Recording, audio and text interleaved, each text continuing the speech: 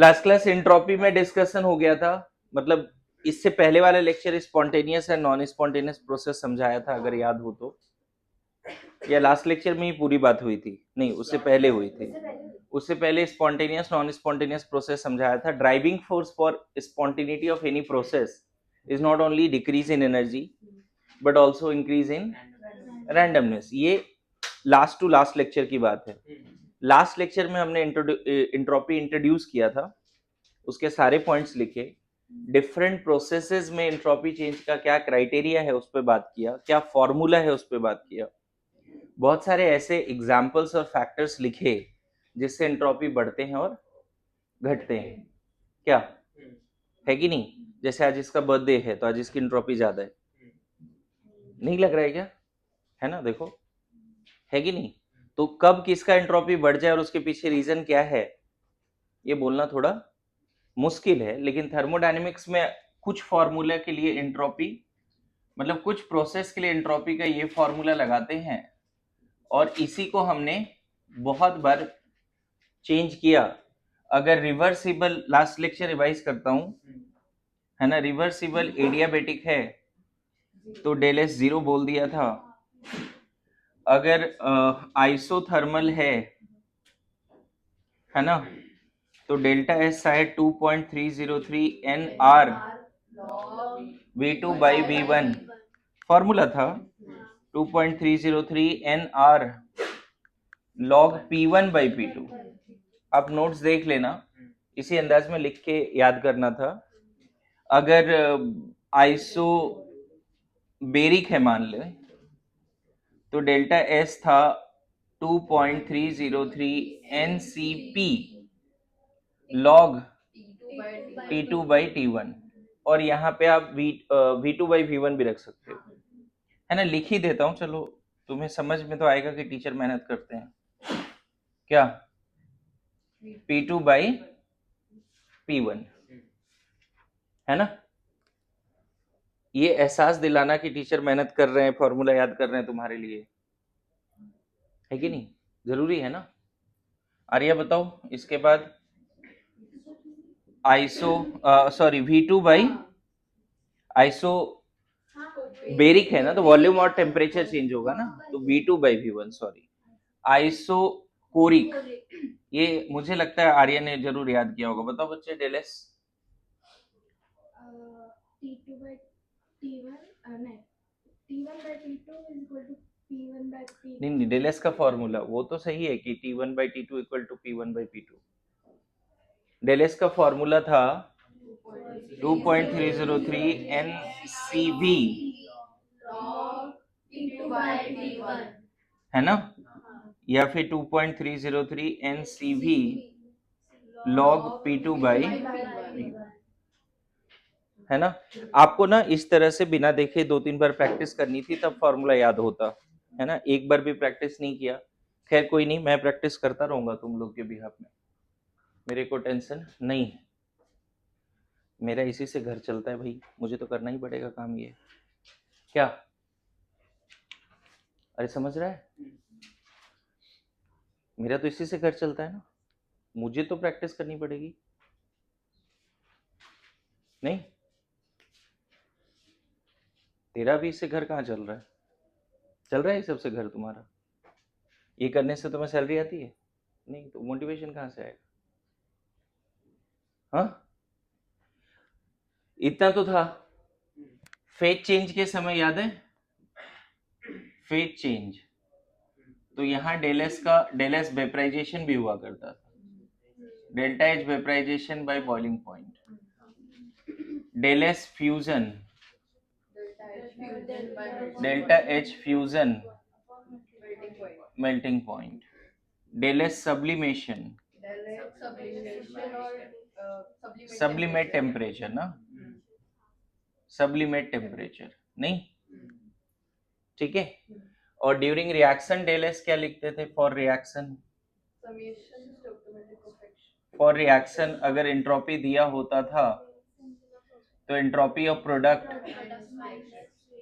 Entropy of reactant. बड़ा simple था ये सारे फॉर्मूला। इसके अलावा तो बहुत सारे जज्बात भी लिखे हैं हमने, है कि नहीं। कि कब बढ़ रहा है कब घट रहा है, एक होमवर्क दिया था किसी ने नहीं किया है ना। मिल्क अगर कर्ड में चला गया, अच्छा लास्ट क्लास जो लिखवा के भेजा था वो बता दो, raw egg and boiled egg. छोड़ो आज तो मैं डिस्टर्ब नहीं करता। Raw egg and boiled egg, entropy कम होगी। रॉ एग से बॉइल्ड एग अगर बन गया, ये तो लिखवा के भेजा ना बच्चे, तुम्हारे दिमाग में क्या चल रहा है, सॉलिड हो जाएगा तो कम हो जाएगा ऐसा ना। तो पढ़ लो ना, इधर पैर पैर पढ़ लो तुम्हारा पढ़ने के लिए, तो पढ़ो ना, क्यों नहीं पढ़ा नोट्स। लाओ तुम्हारे चरण का है, मैं ऐसे प्रणाम करूं, हर दिन बोल रहा हूं पढ़ के नहीं आते। हाँ हाँ समृद्धि बताओ क्यों होता है ऐसा, रॉ एग और बॉइल्ड एग में रॉ एग की इंट्रोपी कम है, बॉइल्ड एग की ज्यादा है। क्योंकि रॉ में वो ऑर्डर्ड वे में है और रॉ एग में प्रोटीन मॉलिक्यूल्स जो होते हैं वो प्रॉपर हेलिकल एंड ऑर्डर्ड होता है ना, लेकिन जब उसको बॉईल करते हैं तो एक वर्ड है, तुम लोग बायो में अच्छा समझते हो, डीनेचुरेशन ऑफ प्रोटीन हो जाती है, तो उससे बॉइल्ड एग में जम्बल्ड एंड क्वाइल्ड स्ट्रक्चर होता है, डिसऑर्डर्ड होता है, तो लगता है सॉलिड लेकिन फिर भी वो एंट्रोपी ज्यादा है। जनरली हमने ये पढ़ा है ना कि सॉलिड लिक्विड गैस में सॉलिड की एंट्रोपी कम होगी, लेकिन पता है ये कंसेप्ट तब लगाओ जब वो सॉलिड परफेक्टली क्रिस्टलाइन सॉलिड है। अगर कोई ऐसा सॉलिड है, अमॉर्फस सॉलिड है, जम्बल्ड सॉलिड है बट उसमें कोई ऑर्डर ही नहीं है ना, तो वो उसकी एंट्रोपी ज्यादा होगी। कोई परफेक्टली क्रिस्टलाइन सॉलिड होगी, थर्ड लॉ ऑफ थर्मोडायनेमिक्स ये बोलता है, देखो यहाँ पे थर्ड लॉ की बात करने लगे, सेकेंड लॉ भी करेंगे लेकिन थर्ड लॉ थोड़ा सा हिंट देता हूँ तुम्हें। थर्ड लॉ ये बोलता है कि परफेक्टली क्रिस्टलाइन सॉलिड की एंट्रोपी 0 केल्विन पे 0 होती है। परफेक्टली क्रिस्टलाइन सॉलिड, ये थर्ड लॉ का बस ये स्टेटमेंट है, परफेक्टली क्रिस्टलाइन सॉलिड की एंट्रोपी 0 केल्विन मतलब -273 डिग्री से, एब्सोल्यूट जीरो, याद है कभी बताया था सिग्निफिकेंस कि एब्सोल्यूट जीरो पे कोई गैस एग्जिस्ट नहीं करती, ऐसी बातें हुई थी, चार्ल्स ने इसको एक्सपेरिमेंटली प्रूव भी किया था, क्लास में मैंने डिस्कस भी किया था, है ना। तो परफेक्टली क्रिस्टलाइन सॉलिड की एंट्रोपी 0 केल्विन पे 0 होती है, मतलब, है ना। हाँ तो थर्ड लॉ का पार्ट है, उसको हम लोग डिस्कस कर लेंगे। ये सारा फॉर्मूला आपको याद होना चाहिए था। अभी तक सेकेंड लॉ से 2 लेक्चर हुए हैं, मतलब जब ने हम थर्मोकेमिस्ट्री खत्म किया उसके बाद से 2 लेक्चर हुए हैं सेकेंड लॉ से, एंट्रोपी एंड ऑल। आज थर्ड लेक्चर है और मोस्ट प्रोबेबली आज खत्म कर देंगे हम टॉपिक, ठीक है। आगे बढ़े। लास्ट क्लास जाते हुए हम लोग आ गए थे कि दुनिया में कोई भी प्रोसेस हो, रिएक्शन हो, तो 2 तरह के एंट्रोपी चेंज होते हैं, याद है। आतिफा बताओ कौन कौन सा 2 एंट्रोपी चेंज होते हैं दुनिया में। नहीं बच्चे, लास्ट क्लास जाते हुए लिख के भेजा थोड़ा सा कि वर्ल्ड में कोई भी प्रोसेस या कांड हो, हाँ बिल्कुल, कोई भी प्रोसेस या रिएक्शन में ऐसा थर्मोडायनेमिक्स बोलता है कि 2 तरह के एंट्रोपी चेंज होते हैं ड्यूरिंग एनी प्रोसेस, है ना, और reaction, whether it is spontaneous और नॉन स्पॉन्टेनियस डजंट मैटर, अपने आप हो रहा है या नहीं हो रहा है उससे कोई फर्क नहीं है, लेकिन फॉर एनी रिएक्शन और प्रोसेस, कोई भी कांड हो रहा है ना, एक्सपेंशन हो रहा है, कंप्रेशन हो रहा है, रिएक्शन हो रहा है, सॉलिड से लिक्विड जा रहा है, लिक्विड से सॉलिड जा रहा है, कुछ भी हो रहा है, हम बड़े हो रहे हैं, सब तरह में 2 तरह की, है ना, क्या बोलते हैं, पहले एंट्रोपी चेंज ऑफ सिस्टम भी होता है और एंट्रोपी चेंज ऑफ, इस पे तो हमने बहुत बातें करी है, वी नो ना, you know it, yes no, जितनी भी बातें हुई, जितनी फॉर्मूला लिखा हो किसके लिए था, सिस्टम के लिए था। आज थोड़ा सा हम लोग पढ़ेंगे कि सिस्टम की जब एंट्रोपी चेंज हो रही है तो सराउंडिंग की एंट्रोपी चेंज कैसे होगी। बोलो, कुछ बोलना चाह रहे हो। सिस्टम की जब एंट्रोपी चेंज हो रही है तो सराउंडिंग की एंट्रोपी चेंज कैसे होगी। और एक चीज, किसी भी प्रोसेस और रिएक्शन में एक और टर्म है डेल एस टोटल, मतलब टोटल रैंडमनेस भी बदलता है, एंड डेल एस टोटल जो है इन दोनों का समेशन होता है, सिस्टम प्लस सराउंडिंग, ये है डेल एस टोटल। समझ में है? अब यहाँ पे एक चीज फिक्स्ड है कि अगर सिस्टम की रैंडमनेस बढ़ रही है तो सराउंडिंग का जरूर घटेगा। किसी भी प्रोसेस और रिएक्शन में ये बढ़ा है तो ये घटेगा। ओवरऑल क्या होगा हमें नहीं पता, ओवरऑल तो इन दोनों का समेशन होगा ना। अगर एक बढ़ रहा है एक घट रहा है तो समेशन पॉजिटिव नेगेटिव कुछ भी आ सकता है ना। मान लो 20 से बढ़ा 30 से घट गया तब तो नेगेटिव आएगा ना। अरे यस नो, 30 से बढ़ा 20 से घटा पॉजिटिव आ जाएगा ना फिर। अरे यस नो, 20 से बढ़ा 20 से घटा तो डेल एस टोटल क्या हो सकता है? डेल एस टोटल ना पॉजिटिव भी हो सकता है, नेगेटिव भी हो सकता है और जीरो भी हो सकता है, यही समझना है। हाँ, लेकिन ऐसा नहीं हो सकता कि ये बढ़ रहा है तो ये भी बढ़ेगा, ये केस है ही नहीं। गुड टू गो, ये केस नहीं है। हाँ, ये अगर घट रहा है तो ये बढ़ेगा, ये केस है। किसी भी प्रोसेस और रिएक्शन में सिस्टम की रैंडमनेस बढ़ भी सकती है घट भी सकती है, लेकिन अगर सिस्टम की रैंडमनेस बढ़ी है तो सराउंडिंग का घटेगा। किसी भी प्रोसेस रिएक्शन में अगर सिस्टम की रैंडमनेस घटी है तो सराउंडिंग का बढ़ेगा। ये कभी नहीं हो सकता कि दोनों घट रहा है या दोनों बढ़ रहा है, ये केस नहीं होगा। समझ में आ रहा है? दोनों घट रहा है ये भी नहीं होता। क्लियर है? यहां तक समझ रहे हैं बात को? Now what you can comment about total randomness change, total change in randomness? Depends ना, डिपेंड्स। कोई बोलेगा टोटल चेंज इन रैंडमनेस क्या है तो क्या बोलेंगे? सर बढ़ भी सकता है घट भी। उस कांड में उस प्रोसेस में टोटल रैंडमनेस के बारे में क्या कमेंट करेंगे? घट भी सकता है, बढ़ भी सकता है और जीरो भी हो सकता है। तो अब नया चीज देखो, किसी प्रोसेस में अगर डेल एस टोटल निकल के ग्रेटर देन जीरो आ गया, मतलब सिस्टम प्लस सराउंडिंग, यही है तुम्हारा सेकेंड लॉ, है ना। सेकेंड लॉ ऑफ थर्मोडायनेमिक्स यही है। तो हम बोलेंगे प्रोसेस और रिएक्शन विल बी स्पॉन्टेनियस। जो कांड के बारे में बात कर रहे हैं ना वो क्या हो जाएगा? स्पॉन्टेनियस। अगर किसी प्रोसेस रिएक्शन में डेल एस टोटल नेगेटिव आ गया तो नॉन स्पॉन्टेनियस, समझे। और किसी प्रोसेस रिएक्शन में डेल एस टोटल अगर जीरो आ गया तो आपने पढ़ा है ना equilibrium, chemical equilibrium, equilibrium state, chemical ionic equilibrium पढ़ रहे हो आप लोग? So now what we can say, कभी भी डेल एस टोटल, ध्यान रखना सिस्टम जीरो है या सराउंडिंग जीरो है उस पर कमेंट मत करना स्पॉन्टेनिटी को लेके। सिस्टम का रैंडमनेस बढ़ रहा है तो प्रोसेस स्पॉन्टेनियस ही होगा, ये बोलना गलत है। जैसे लोगों को लगता है, क्योंकि आपको पता है सिस्टम के लिए दो क्राइटेरिया है, या तो रैंडमनेस बढ़े या एनर्जी घटे। सिस्टम के लिए दो क्राइटेरिया है, मेरी बात समझ रहे हो।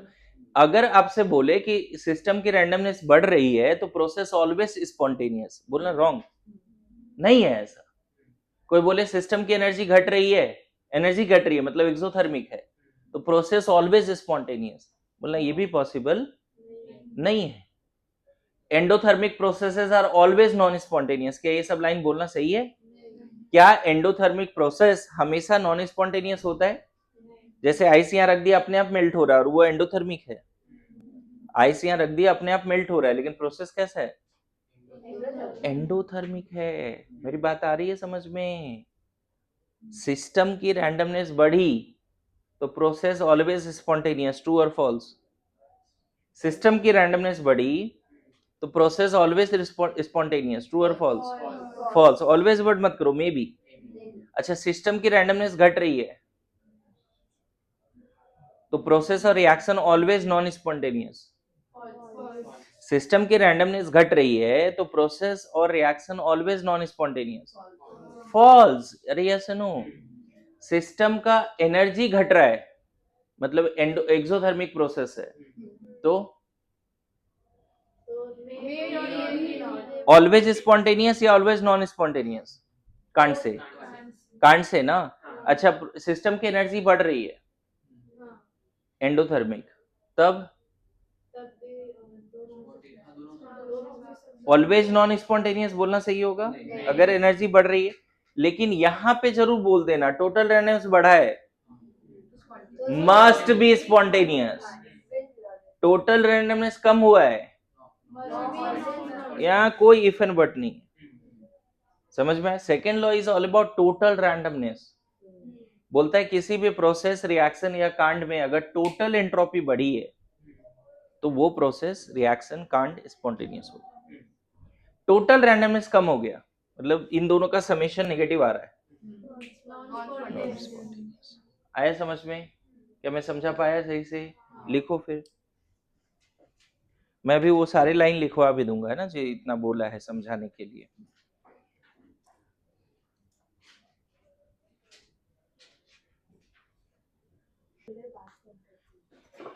आगे बढ़े। देखिए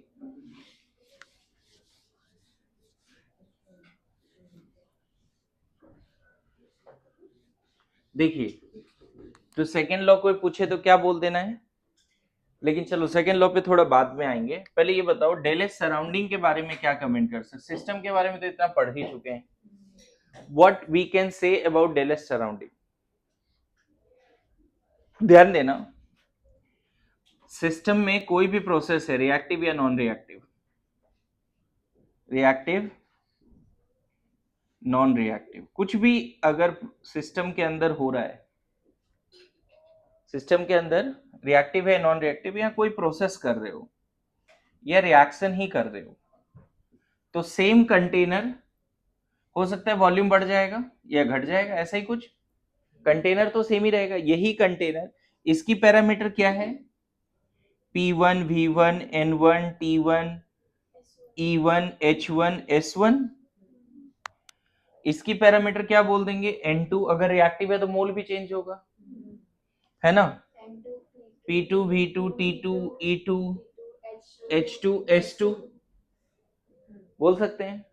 इस प्रोसेस या रिएक्शन में डेल एस सिस्टम तो हम बोल सकते हैं S2 माइनस S1। अरे SN बोल सकते हैं ना। और वो बाद में कितने फॉर्मूला में चेंज होता है आपको पता है? डिपेंड्स ऑन प्रोसेस और रिएक्शन। अगर रिएक्टिव सिस्टम है तो इसका क्या चेंजेस आएगा? आइसोथर्मल, आइसोबेरिक, ये तो हम निकाल सकते हैं, हमने इतना पढ़ा है डिटेल में। बोलो। अच्छा, इस प्रोसेस या रिएक्शन में इंथैल्पी चेंज ऑफ सिस्टम क्या हुआ है? H2 minus. मुझे लगता है हम ये भी निकाल सकते हैं using bomb calorimetry. Bomb calorimetry से डेली आता है, फिर del H equal to del E plus del N G R T. अलग अलग थ्योरी से क्या हम ये नहीं निकाल सकते? है ना, हमें पता होता है ना ये। इसको अगर रिएक्टिव सिस्टम है तो हम क्या लिख देंगे? पहले वही कांड को हम बॉम्ब कैलोरीमेट्री में कराएंगे, डेली निकाल लेंगे, फिर उस रिएक्शन को डेल एन जी पता करके निकाल सकते हैं। या फिर इसका फॉर्मूला हम ऐसे भी रख सकते हैं बच्चे, daily plus P2 V2 minus P1 V1। अरे ऐसा नो, क्या हम सिस्टम का एंट्रोपी चेंज निकाल सकते हैं? बोलो। यहाँ पे सराउंडिंग लिख दिया, किसका? सिस्टम। सिस्टम का एंट्रोपी चेंज निकाल सकते हैं कि नहीं? हमारे पास बहुत सारे फॉर्मूला आज ही लिखा शुरू में ही। क्या सराउंडिंग का एंथैल्पी चेंज निकाल सॉरी सिस्टम का एंथैल्पी चेंज निकाल सकते हैं कि नहीं? हमारे पास बहुत सारे फॉर्मूला है, ये तो पूरा थर्मोकेमिस्ट्री भरा पड़ा है। अरे यहाँ कंबशन होता है तो हम निकाल लेते हैं, फॉर्मेशन है तो फॉर्मेशन वाला, बॉन्ड एनर्जी का कितना सारा फॉर्मूला है डेल एच निकालने का। जितने भी डेल एच आज तक तुमने निकाले वो सिस्टम का ही तो निकाले। Yes no. अब बताओ, इस पूरे प्रोसेस, रिएक्शन या कांड में अगर सिस्टम ने सराउंडिंग को एनर्जी दिया, मतलब प्रोसेस एक्सोथर्मिक है, प्रोसेस एनर्जी बाहर गया, दो ही बातें हो सकती नहीं है। सॉल्व करके क्या आएगा बच्चे? पॉजिटिव या नेगेटिव ही आएगा ना सॉल्व करके। सिस्टम का एंथैल्पी चेंज क्या आएगा? पॉजिटिव या नेगेटिव। गुड टू गो। अगर सिस्टम ने इस प्रोसेस रिएक्शन में सराउंडिंग को दिया एनर्जी, सराउंडिंग को दिया, क्या सराउंडिंग का टेम्परेचर बदल जाएगा? क्या सराउंडिंग का टेम्परेचर बदल जाएगा? मुझे बताओ। सिस्टम को अगर बाहर से एनर्जी देना तो इसकी टेम्परेचर बदल जाएगी, नो डाउट।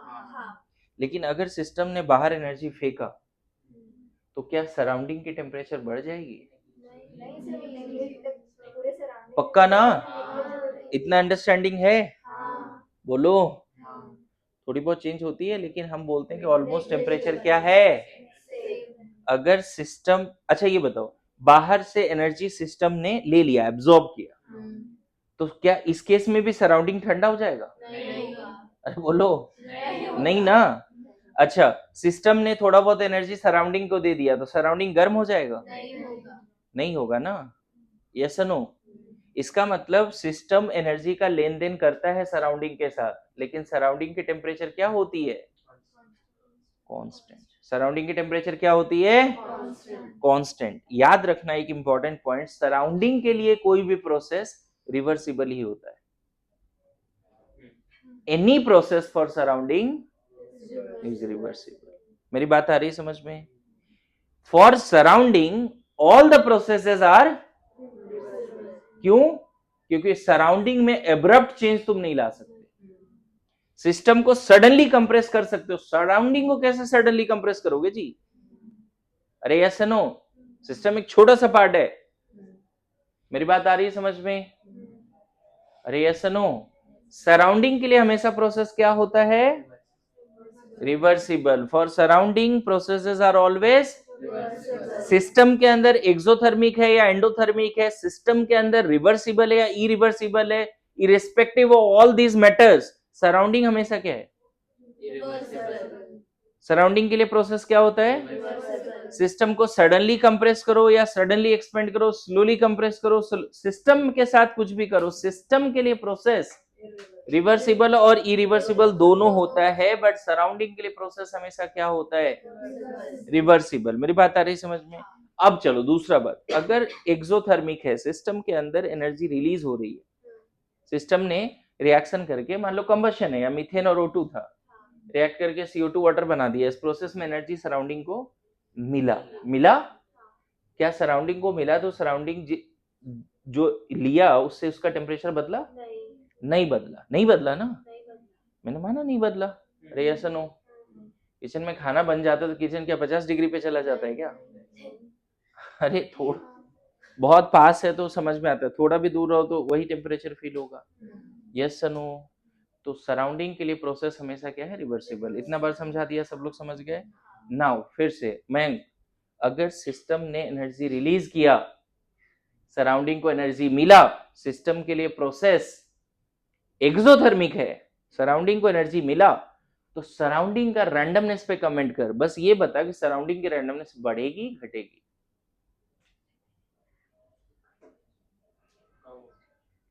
सराउंडिंग को एनर्जी मिल रहा है, कॉमन सेंस भी नॉन कॉमन है। अरे सराउंडिंग को एनर्जी मिल रहा है भाई,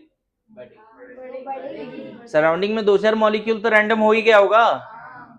अरे सराउंडिंग का टेम्परेचर नहीं बदला, मैं समझ सकता हूं, लेकिन अगर सराउंडिंग को एनर्जी मिला तो देखो, सराउंडिंग के लिए अगर मान लो मैं बोलता कि सराउंडिंग का रैंडमनेस बढ़ता ही घटता ही नहीं है, तब तो ये हमेशा 0 लिख देते ना। मेरी बात आ रही है समझ में? सराउंडिंग का एनर्जी मतलब ओवरऑल एनर्जी कभी बढ़ता घटता नहीं है, लेकिन रैंडमनेस बढ़ सकता है ओवरऑल। डेल एस टोटल किसी भी प्रोसेस में बढ़ता है।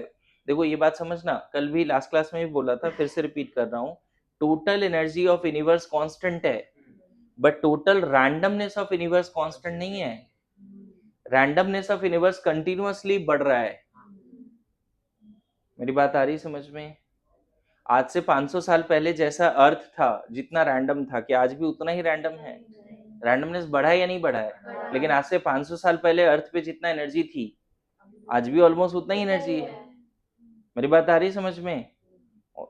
प्रोवाइडेड मान लो सन ने एनर्जी उतना ही दिया होगा ना, वो तो कंटिन्यूअसली सन से जो एनर्जी आ रही है 500 साल पहले भी उतनी ही आ रही होगी।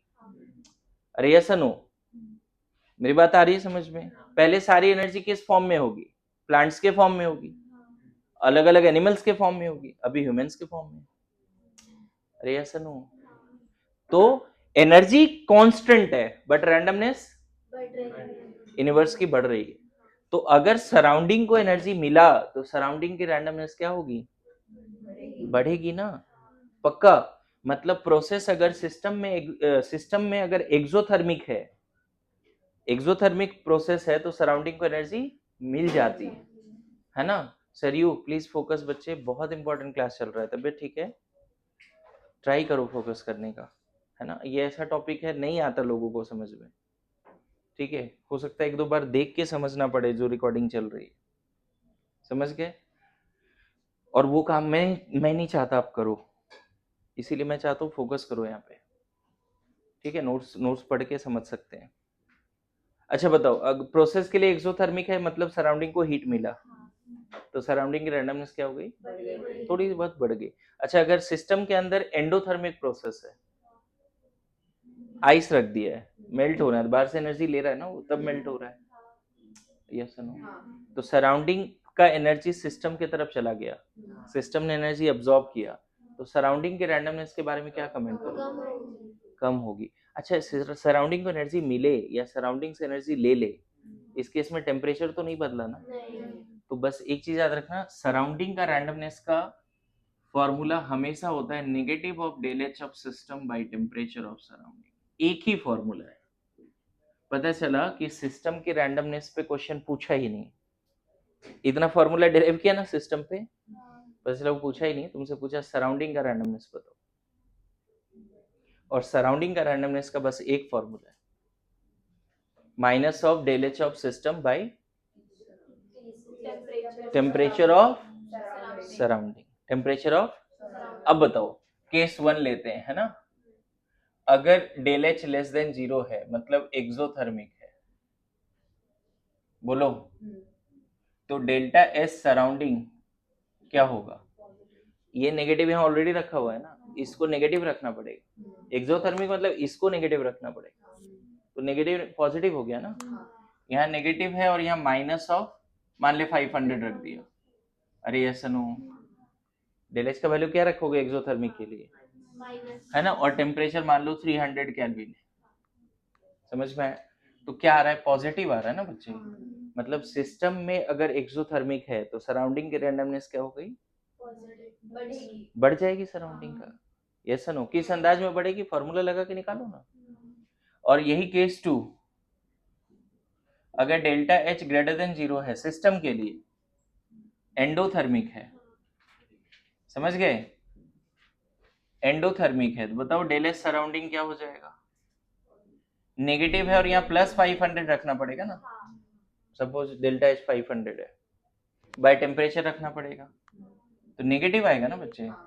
तो बस सराउंडिंग के लिए बस इतना ही याद रखना, अगर एनर्जी अब्सॉर्ब हो रहा है सिस्टम के थ्रू, सराउंडिंग का रैंडमनेस कम हो जाएगा, अगर सिस्टम एनर्जी रिलीज कर रहा है तो सराउंडिंग की रैंडमनेस बढ़ जाएगी। मेरी बात आ रही समझ में।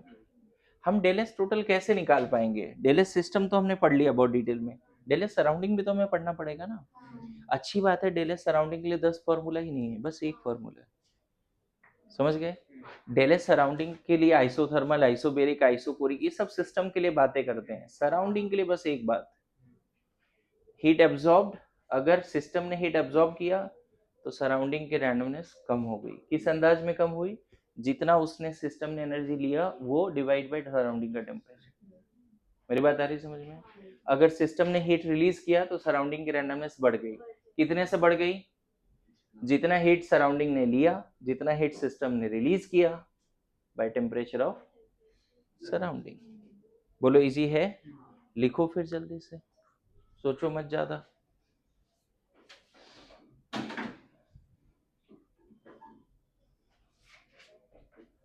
आया समझ में।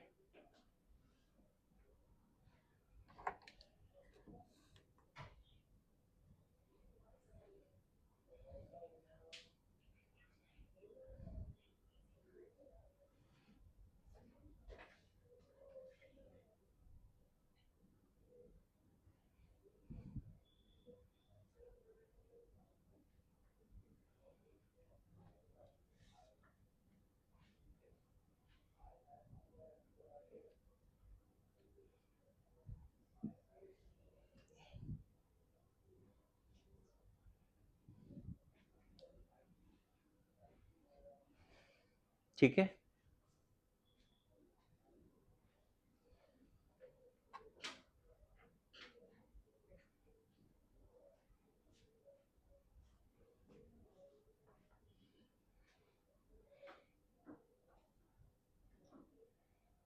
सराउंडिंग का टेम्परेचर अगर मेंशन नहीं होगा क्वेश्चन में तो क्या ले लोगे? 25 डिग्री से या 27 डिग्री से? 25 लो स्टैंडर्ड टेम्परेचर, 298 से डिवाइड करना, 300 से नहीं। अगर क्वेश्चन में मेंशन नहीं है सराउंडिंग का टेम्परेचर तो डिवाइड किससे करना है? 298 से। ठीक है,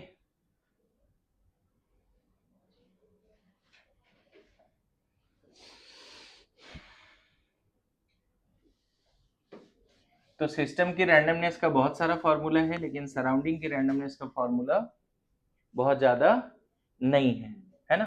अब यहाँ पे फटाफट कमेंट करो, डेल एस सिस्टम अगर ग्रेटर देन 0 है तो प्रोसेस मे और may not be spontaneous. System में बात कर रहे हैं। ये 4 पॉइंट बोला था ना, वो लिखा देता हूँ सही से कि अगर del S system greater than 0 है तो प्रोसेस और reaction always spontaneous. Wrong. Del S system अगर ग्रेटर देन 0 है तो प्रोसेस और reaction always spontaneous. Wrong statement है। डेल एस टोटल होना चाहिए ना, लेकिन इस पे लिख के रख सकते हैं कि if entropy change of system greater than 0 the process और reaction in the system always spontaneous. False. Statement सही है क्या? नहीं, फॉल्स है ना। दूसरा, डेल्टा एच लेस देन 0 है, एनर्जी सिस्टम की घट रही है, तो क्या प्रोसेस ऑलवेज स्पॉन्टेनियस होगा? क्या अगर सिस्टम की एनर्जी घट रही है तो क्या ये बोलना सही होगा ऑलवेज स्पॉन्टेनियस? नहीं ना। Okay, third statement, delta S system अगर लेस देन 0 है, रैंडमनेस सिस्टम की कम हो गई, तो क्या process always spontaneous? Always non spontaneous ये बोलना सही होगा। अगर सिस्टम की रैंडमनेस कम हो रही है तो प्रोसेस और रिएक्शन ऑलवेज नॉन स्पॉन्टेनियस। बोलो, यहाँ पे बोल रहे हैं ऑलवेज स्पॉन्टेनियस, गलत है। यहाँ भी बोल रहे हैं ऑलवेज स्पॉन्टेनियस, गलत है। यहाँ बोलना है ऑलवेज नॉन स्पॉन्टेनियस, क्या गलत है? ये भी बिल्कुल। और चौथा स्टेटमेंट, अगर डेल्टा एच ग्रेटर देन 0 है मतलब एक एंडोथर्मिक प्रोसेस है, सिस्टम की एनर्जी बढ़ रही है, तो क्या ऑलवेज नॉन स्पॉन्टेनियस बोल दें? नहीं ना, नहीं बोल सकते। हर जगह में लगा सकते हैं। क्लियर है? ये स्टेटमेंट पहले भी बोला था, एक बार लिख दिया। लेकिन ये बताओ कि अगर delta S total greater than 0 बोल दें तब ऑलवेज। वेरी गुड, यही तो सेकंड लॉ है। अच्छा, del S total less than 0 बोल दें, ऑलवेज। ऑलवेज लगा सकते हैं, है ना। अच्छा, यहां तक समझ गए। डेल एस टोटल अगर 0 बोल दें तब always at equilibrium, always at equilibrium. बोलो, यहां तक समझ में आ रहा है? लिखो लिखो। Del S total greater than 0, del H less than 0, यहां लिखा था।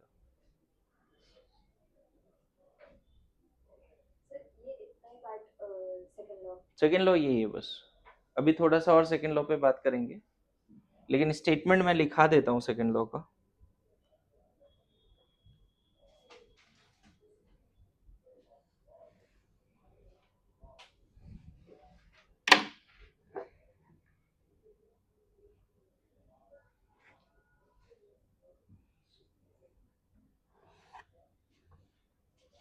डन।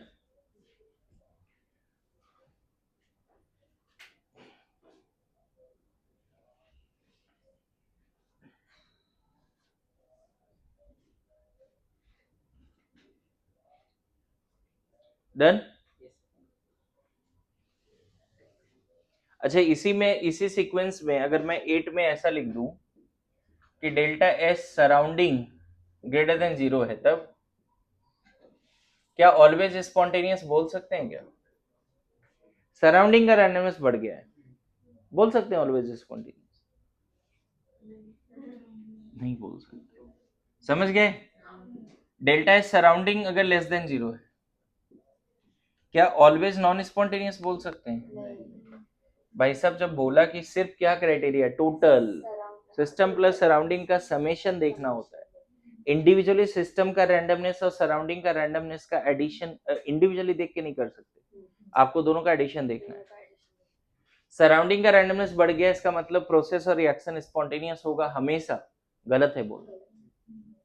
सराउंडिंग का रैंडमनेस कम हो रहा है तो प्रोसेस और रिएक्शन हमेशा स्पॉन्टेनियस होगा, ये भी बोलना गलत है। मेरी बात आ रही है समझ में सबको? बोलो, कब बोल सकते हैं हमेशा स्पॉन्टेनियस या हमेशा नॉन स्पॉन्टेनियस? यहां तक समझ गए सब लोग? पक्का बोलो सब लोग, है ना? अब चलो, अब आगे बढ़ जाते हैं। लिख लो सेकेंड लॉ ऑफ थर्मोडायनेमिक्स। मैंने बता तो दिया बट 2-3 स्टेटमेंट लिखा देता हूं, जल्दी लिखो। It states about direction of flow of heat. Second law of thermodynamics, पहला point, it states about direction of flow of heat.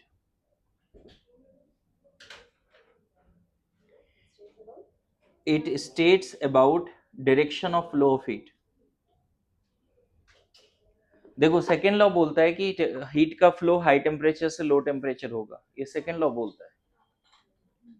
Second law बोलता है कि flow of heat from high temperature to low temperature is spontaneous. Second law ये भी बोलता है कि flow of heat from low temperature body to high temperature body is non spontaneous, ये second law बोलता है। Getting my point? High temperature से low temperature की तरफ हीट का फ्लो होगा, ये कौन बोलता है? सेकेंड। मेरी बात आई समझ में? सेकेंड पढ़ लिखो। All natural processes in universe are irreversible processes.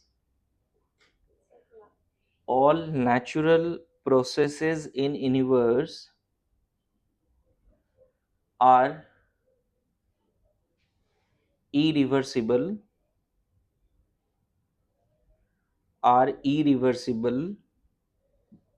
processes, or natural processes are spontaneous, or natural processes are spontaneous. Natural processes are spontaneous.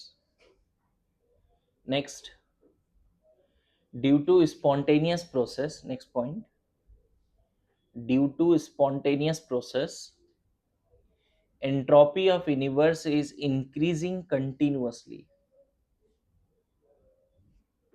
Due to spontaneous process, entropy of universe is increasing continuously. That is, entropy of an isolated system increases, increasing continuously. That is, entropy of an isolated system, that is, entropy of an isolated system increases continuously.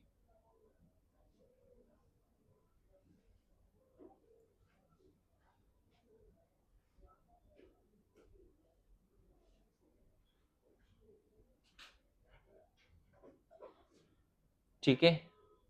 और उसमें चाहो तो statement लिख सकते हो कि del S total greater than 0 for spontaneous process. कोई बोले वो स्टेटमेंट भी लिख के आ जाओगे तो चलेगा, मतलब मैथमेटिकल फॉर्म क्या, del S total greater than, ये लिख के आ गए तो भी हो गया। क्लियर है? नाउ लिखो Gibbs free energy. Second law के जो स्टेटमेंट लिखा उसके जगह पे चाहो तो तुम ये लिख सकते हो del S total greater than 0, या del S system plus del S surrounding, ये दोनों का समेशन ग्रेटर देन 0 आ गया तो process will be spontaneous always. Process will be, यही तो क्राइटेरिया है स्पॉन्टेनिटी का। अब हेडिंग क्या देंगे? Gives free energy. हाँ, इसके बाद लिखिए पहला पॉइंट, फटाफट लिखिए तो गिव्स फ्री एनर्जी के बारे में। Gibbs free energy is defined at constant temperature and pressure.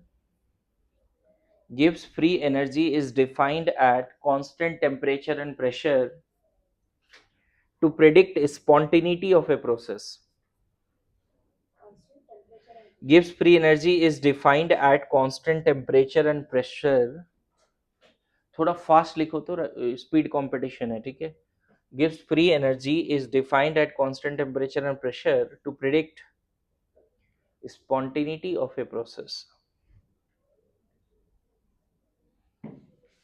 ठीक है. दूसरा, Gibbs energy is a thermodynamic quantity. Gibbs energy is the thermodynamic quantity which is used to measure the capacity of system. Gibbs free energy is a thermodynamic quantity which is used to measure the capacity of a system to do useful work. Gibbs free energy is a thermodynamic quantity which is used to measure the capacity of system to do useful work. Or Gibbs free energy is that part of total energy of system. Or Gibbs free energy is that part of total energy of system which can be converted into useful work. Or Gibbs free energy is that part of total energy, that part of the total energy of system which can be converted to useful work.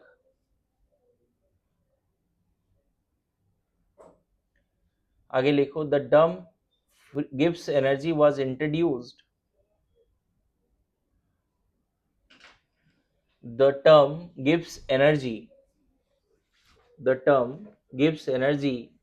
was introduced to explain criteria of spontaneity. To explain criteria of spontaneity. To explain criteria of spontaneity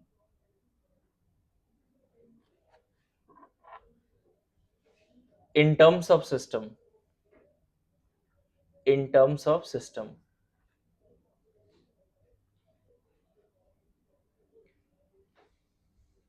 आगे लिख सकते हो extensive function, state function. ये क्या है? Extensive भी है, just like entropy. ये क्या है? It is extensive function. और पाथ फंक्शन है या स्टेट फंक्शन है? स्टेट फंक्शन है ना. Change in Gibbs free energy depends only on initial and final, not on the path taken. Path पे डिपेंड नहीं करता, सिर्फ इनिशियल फाइनल पे डिपेंड करता है. यहां तक समझ गए? और एक्सटेंसिव क्यों है? एनर्जी है ना. तो जितना ज्यादा सिस्टम में मोल होगा उतना ज्यादा टोटल एनर्जी भी होगा और उतना ज्यादा उसकी गिब्स फ्री एनर्जी भी होगी. अब इसको थोड़ा सा समझना कि क्या मतलब है गिब्स फ्री एनर्जी का. बोला जाता है डेल्टा जी जो है ना वो माइनस ऑफ यूजफुल वर्क है, या डेल्टा जी जो है ना वो minus of non expansion work है. मैं समझाता हूं क्या होता है. या डेल्टा जी जो है ना वो नेगेटिव ऑफ इलेक्ट्रिकल वर्क है. इलेक्ट्रिकल वर्क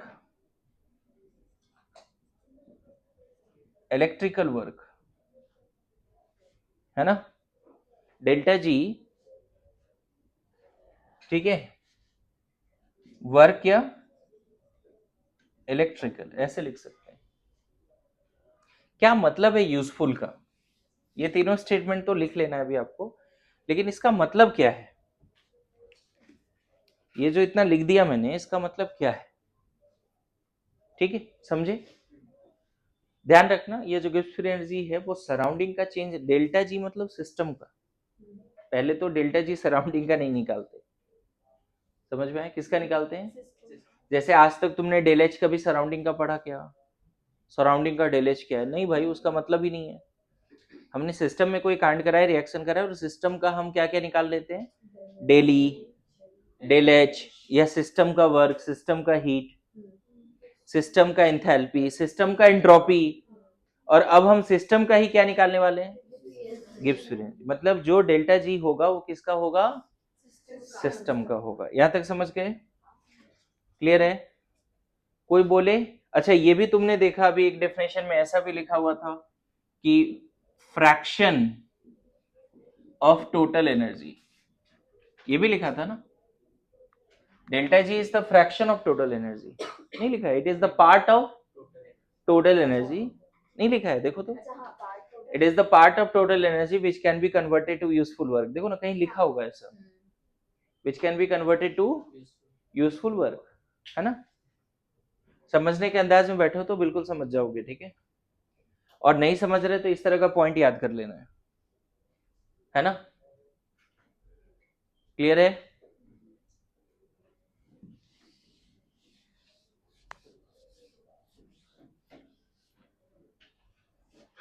ये लिखा ना, देखो मैं एक चीज तुम लोग को बता देता हूँ बच्चे, बैठ जाओ बैठ जाओ, बैठो, पानी है तो ले लो, है ना। एक चीज बता देता हूँ कि किसी भी एग्जाम में अगर आपको सेलेक्ट होना है, स्पेशली जब मैं नीट एग्जाम का बात करता हूँ, अगर आपको सेलेक्ट होना है, मेडिकल में जाना है, मेडिसिन में जाना है, डॉक्टर बनना है, मेडिकल फील्ड का एक अपना ही चार्म है, मैं बता दूं, तो मोस्ट इंपॉर्टेंट थिंग जो है वहां पर, मतलब सेलेक्ट होने का जो सबसे इंपॉर्टेंट क्राइटेरिया है वो ये है कि तुम स्ट्रिक्टली फॉलो करो टीचर्स को। मैं बता देता हूँ, अपना दिमाग मत लगाओ, जो बोला जा रहा है वो करते रहो, आप सेलेक्ट हो जाओ, गारंटी, मैं बता रहा हूँ, यही है और कुछ नहीं। अगर तुमने स्ट्रिक्टली फॉलो कर लिया, जो बोल दिया वो करना ही है, बस बात खत्म, कोई नहीं रोकेगा आपका सिलेक्शन, समझ गए। क्योंकि उसके लिए जो चाहिए ना, एग्जाम के प्रिपरेशन के लिए, वो परफॉर्म करने के लिए उसका 10 टाइम्स एफर्ट लगा रहे हैं, कैसे नहीं होगा, उसका 10 टाइम्स एफर्ट लगा रहे हैं ना, होना ही है।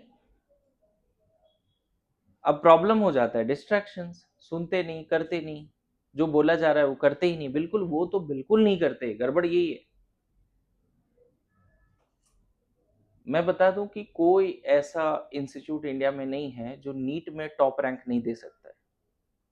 उनके पास अगर 4-5 अच्छे फैकल्टी है ना, फिजिक्स केमिस्ट्री जूलॉजी बॉटनी पढ़ाने वाले, तो वो इंडिया लेवल पर रैंक दे सकता है।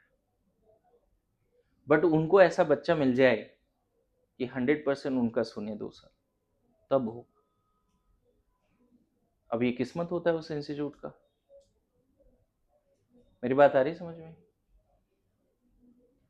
है ना। ये किस्मत होता है उस इंस्टीट्यूट का कि उसको ऐसे बच्चे मिल गए, मेरी बात आ रही समझ में। अभी कोई सीकर में कोई इंस्टीट्यूट है, गुरु कृपा, वहां से ना टॉप किया बच्चा, एलन से तो नहीं किया, पीडब्ल्यू से तो नहीं किया, वहां से 1 रैंक आया। And I was searching that institute, मतलब एम्स में 17 लड़कियां हैं अभी, तो 4 वहां से। 25% कंट्रीब्यूशन इंडिया जैसा कंट्री में एक छोटा सा इंस्टीट्यूट दे रहा है, छोटा बड़ा नहीं पता मुझे, लेकिन दे रहा है ना, मेरी बात समझ रहे हो। बोले टोटल शायद 14 बच्चे हैं एम्स में, वहां से, एम्स दिल्ली का बात हो रहा है। व्हाट इट शोज, वो इंस्टीट्यूट बहुत अच्छा होगा नो डाउट, लेकिन उससे ज्यादा अच्छा वहां के बच्चे होंगे कि ब्लाइंडली एकदम टीचर को फॉलो कर रहे हैं। मैं बता रहा हूँ, ब्लाइंडली टीचर को फॉलो कर रहे हैं। और मैं तुम्हें इस बात की गारंटी देता हूँ बच्चे, जो यहाँ पे है ना मेंटर्स तुम्हारे, वो लेवल है कि तुम्हारा एकदम आ जाएगा, एक सिलेक्शन, एक सीट मिलेगा ही। वो सब कैपेबल है, कोई नहीं ऐसा है कि कैपेबल नहीं, मतलब इधर वाले साइड से तो एकदम टेंशन फ्री रहो, समझ गए। और नहीं चाहिए सिलेक्शन तो अपना मन चलाओ, कोई दिक्कत नहीं मेरे को। एग्जाम ऐसा थोड़ी है यार ये कि मतलब बहुत एक्स्ट्राऑर्डिनरी कंसेप्ट पूछ रहा है, ये पूछ रहा है। इजीएस्ट एग्जाम होगा वर्ल्ड का, या फिर टफेस्ट एग्जाम भी होगा, मैं दोनों बोल रहा हूं। 24 लाख बच्चे एग्जाम दे रहे हैं तो टफेस्ट भी हो गया ना, लेकिन पेपर वाइज इजीएस्ट है। अगर तुम्हें ये नहीं पता है ना कि ये क्वेश्चन नोट्स के लेफ्ट पेज से या राइट पेज से, क्या ही पढ़ा तू यार। मतलब जब एग्जामिनेशन हॉल में बैठे हो ना तो क्वेश्चन देख के पता चल रहा है ये तो इस चैप्टर का लेफ्ट पेज में लिखा था मैंने,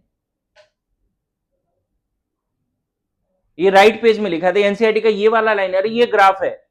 अगर इस अंदाज में तैयारी नहीं कर रहे हो तो क्या ही तैयारी कर रहे हो, समझ लो तुम, है ना। आधे लोगों को तो याद ही नहीं आते चीजें कि कहां से क्या पूछा जा रहा, सब भूल गए।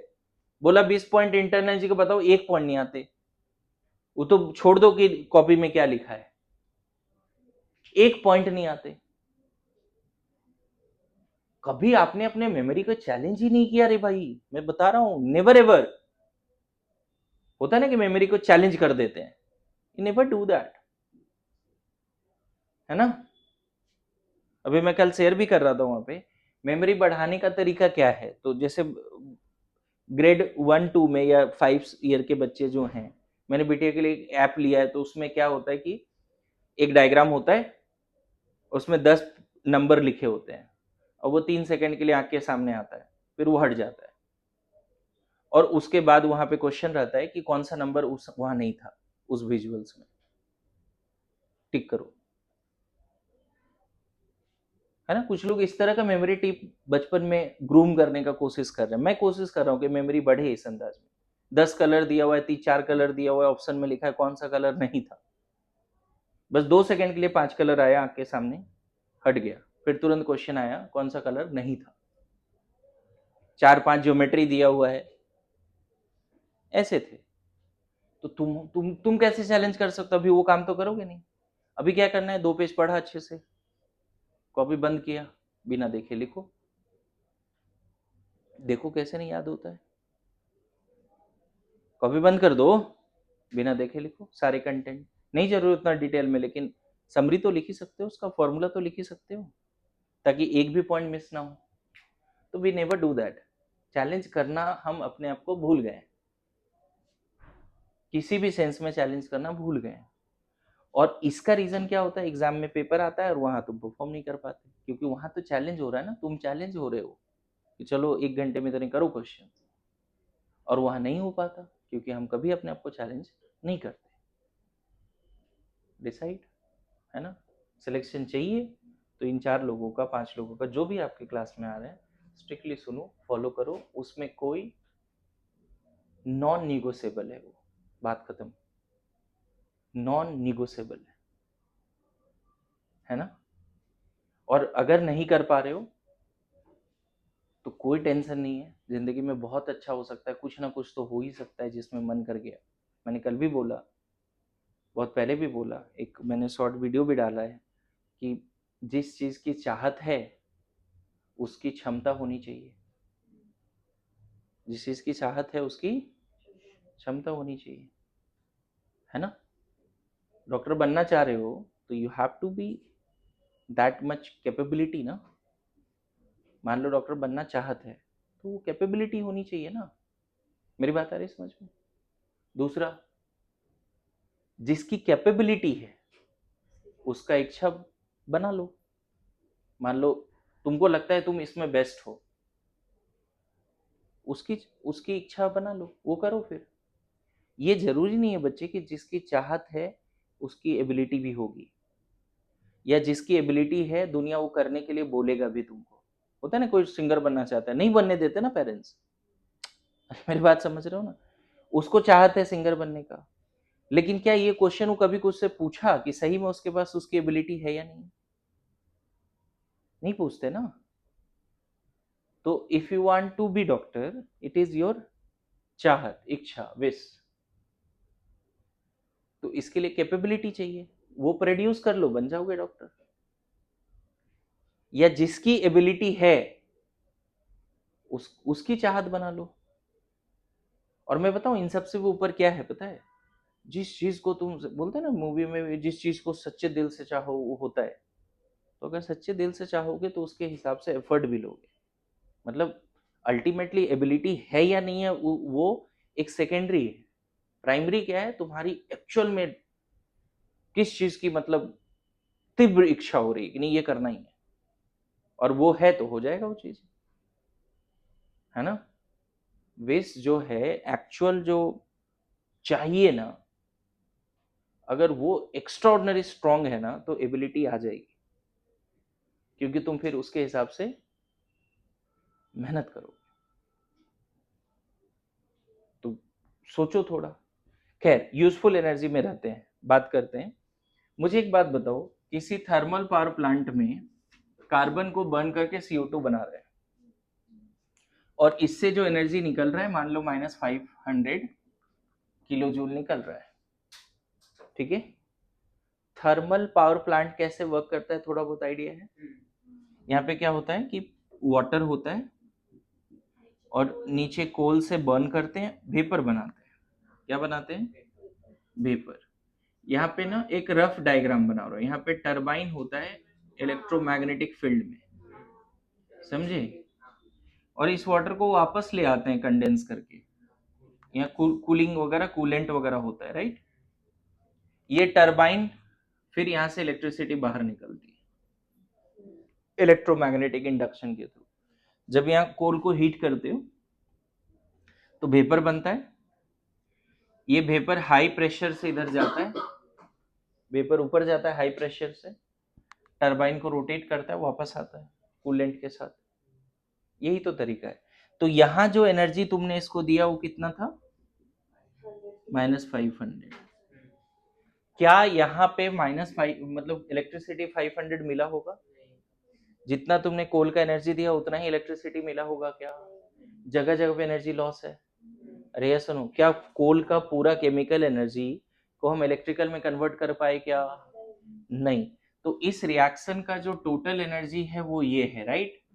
लेकिन इसका जो डेल्टा जी है मान लो -300 है। मेरी बात आ रही समझ में? मतलब ये जब होगा तो इतना एनर्जी रिलीज होगी, बट तुम जो इलेक्ट्रिसिटी में कन्वर्ट कर पाओगे वो ये। मेरी बात है समझ में आ रही? Delta H is the total energy and delta G is the useful energy. उस पूरे प्रोसेस में जो टोटल एनर्जी है जिसको तुम यूजफुल बना सके, कोल के एनर्जी को तुम यूजफुल मत मानो। कोल का वो एनर्जी जो इलेक्ट्रिसिटी में कन्वर्ट हो गया वो तुम्हारे पर्पस के लिए है।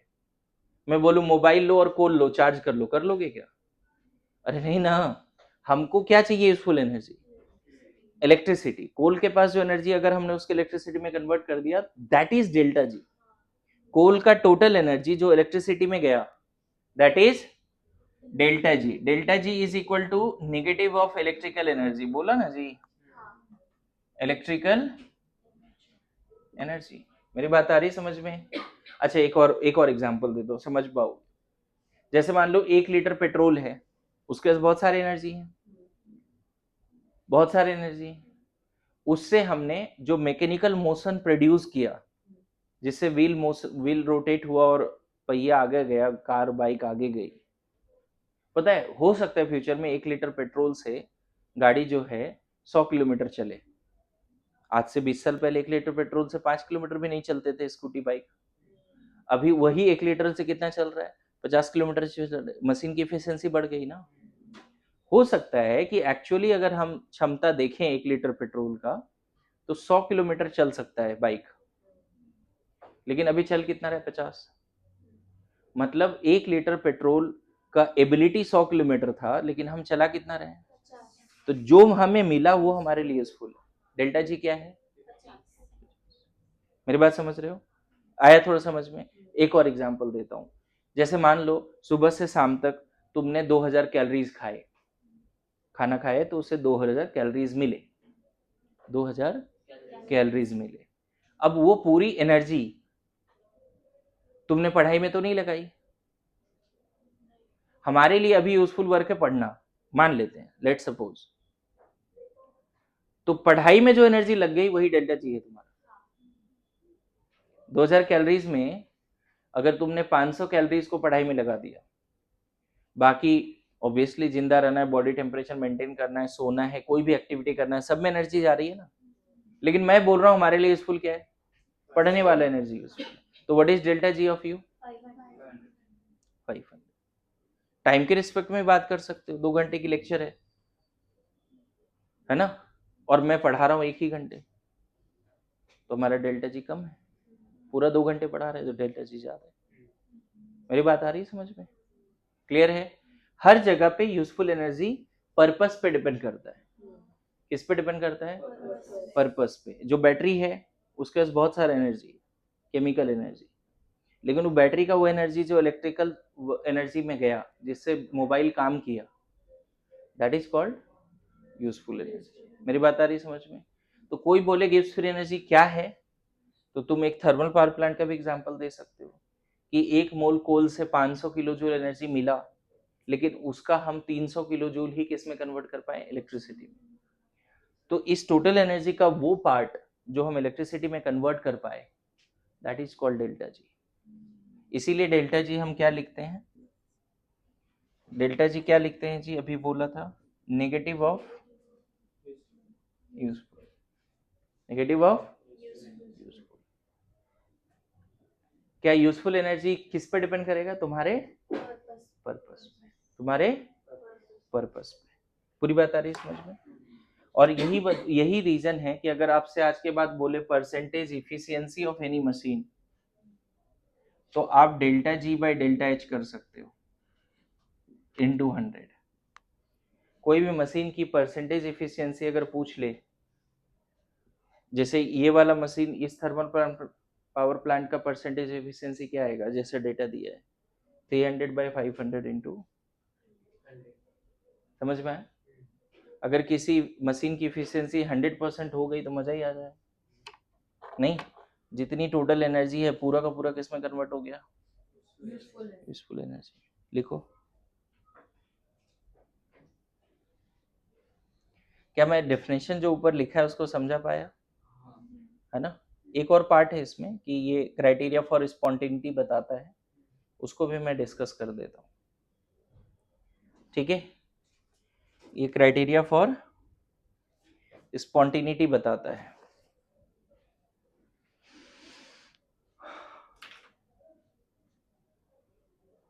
ठीक है, डायग्राम वगैरह बना के करो, ज्यादा अच्छा रहेगा, लगेगा कि हाँ कुछ सीखा है।